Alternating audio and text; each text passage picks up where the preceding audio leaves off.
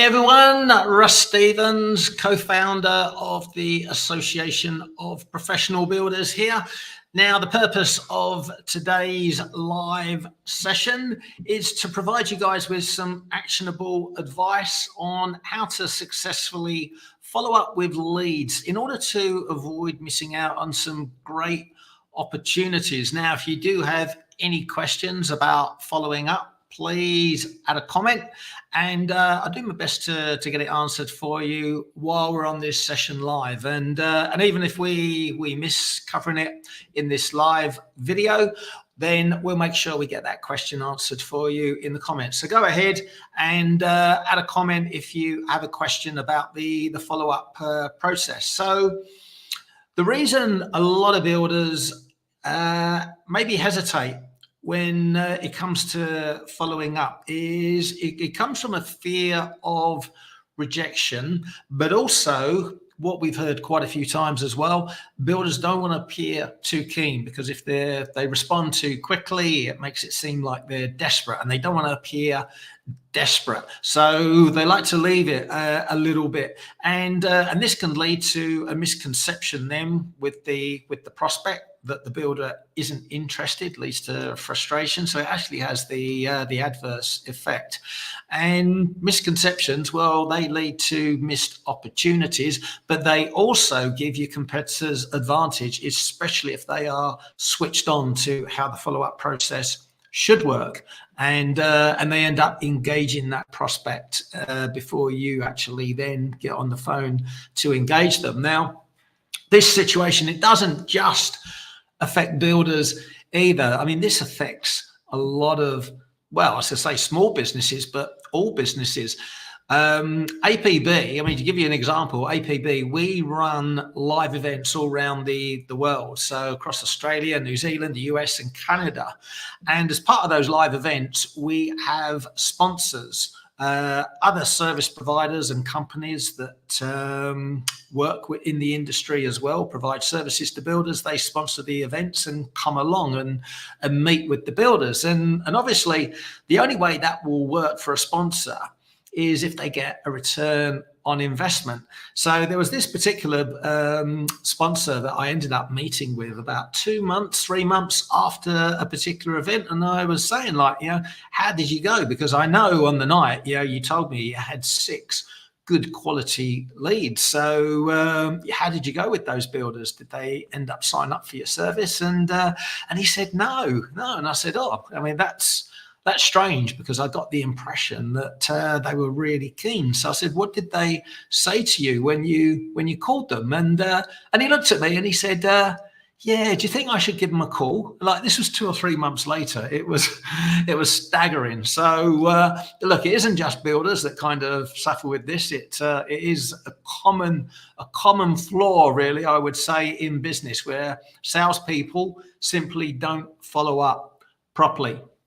Now, the solution, of course, is to follow, like anything, you've got to follow a repeatable process. And the number one thing that I'd say that you've got to get in place in your building company as a matter of urgency, if you don't already have this, is a CRM system, but not just a CRM system with autoresponders. Now, to be fair, most CRMs on the market now do have autoresponders, and this basically gives the ability for the system to follow up your leads automatically, drip feed them with information so that you don't go cold. However, there are a lot of CRM systems out there that provide this as an add-on feature, and that's when it can get quite expensive. Like HubSpot is a great example. HubSpot is a fantastic product. We use it ourselves. But I talk to a lot of people that say, oh yeah, we use HubSpot, but it turns out they're either using the free version or a very trimmed down version, which then doesn't include autoresponders. And to be honest, if your CRM system, if you're not using autoresponders in your CRM, then you might as well just have an Excel spreadsheet list of them, because you're not really utilizing the power of a CRM. So number one, You gotta have a CRM system with autoresponders. Probably number two is you gotta send people emails if you have got that ability. And really you gotta do it at least weekly. You leave it any longer than that, they're gonna forget about you. When you do contact them, they're like, who are you? They're gonna mark it as spam or unsubscribe. So you can't afford to allow your list to go cold. You've got to be constantly talking to them. And some people will kind of like move on. It's no longer building a new home is no longer something they're interested in doing. They'll unsubscribe. That's fine. Yeah, that's what you want. You want to be able to identify who the keen ones are. And to be honest, you might even get some good leads that unsubscribe as well. And that's okay as well. It just means we have to follow up in a different channel. Which brings me on to the next thing that you want to be doing in terms of following up. And this is something we do as a company.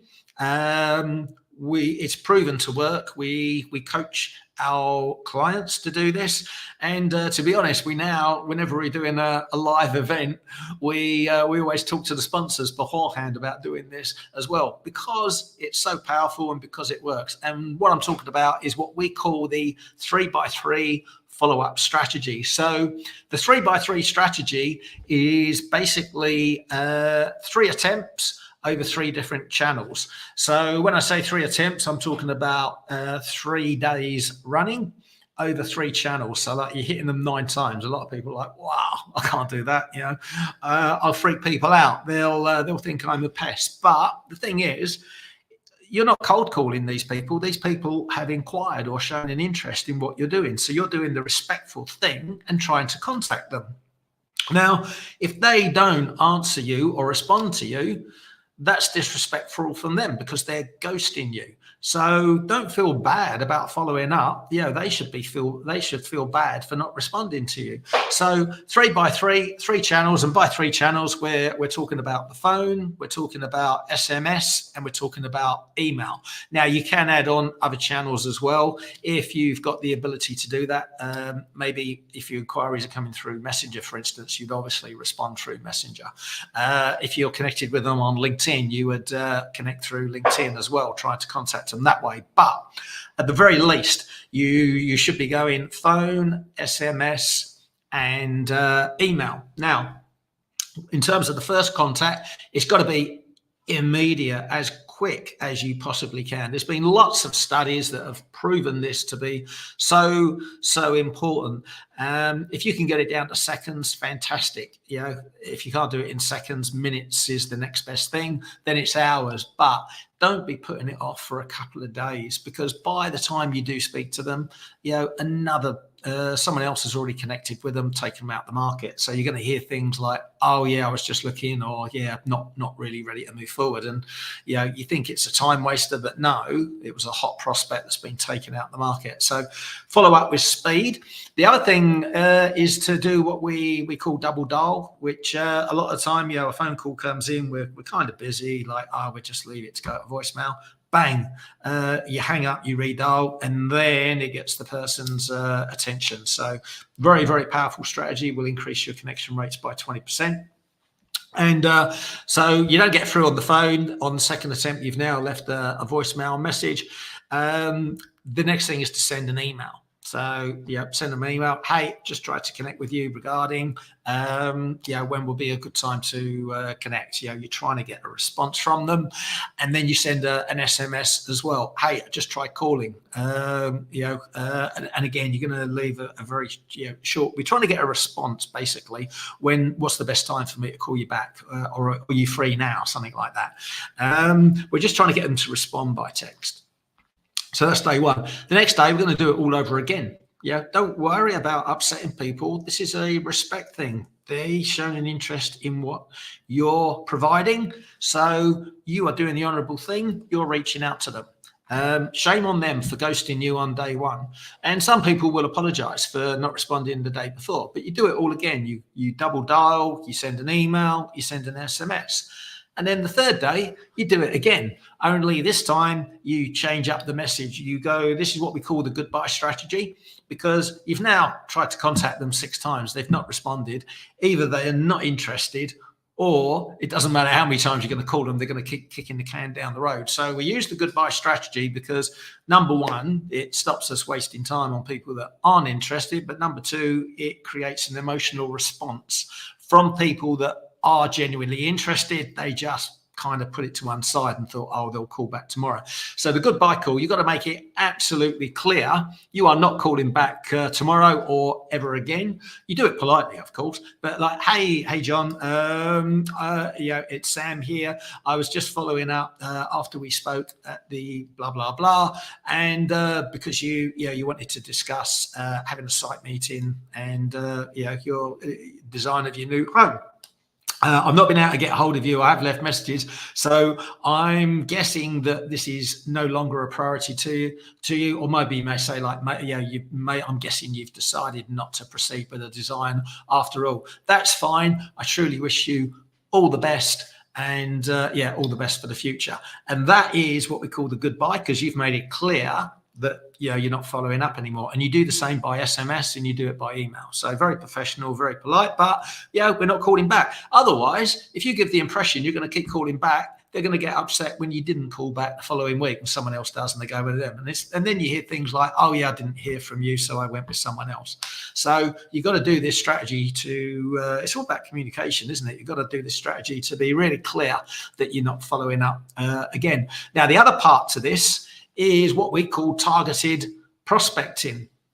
Now, I did touch on this in last week's live training when we were covering the topic of getting new work fast. So we did touch on it as a strategy then, but it's a very important component of the follow-up strategy as well. So I just want to touch on it again, just to re-emphasize how important it is. And targeted prospecting is where you go through your database and you reach out to everyone every 90 days. Now, obviously, you don't need to do the email because you're already contacting them by email every week, aren't you? With good, actionable information that they see value in and positions you as an authority and an expert in the industry. So you're already doing that every single week. But what we want to do is obviously hit the other channels. So a phone and an SMS. So, we'll make an outbound phone call every 90 days. Well, as soon as they tell us like, no, I'm not building or whatever, that's fine. They're no longer a prospect. They're disqualified and they drop off the list. But for everyone else, it's all about timing. Maybe when they initially reached out, the timing wasn't right.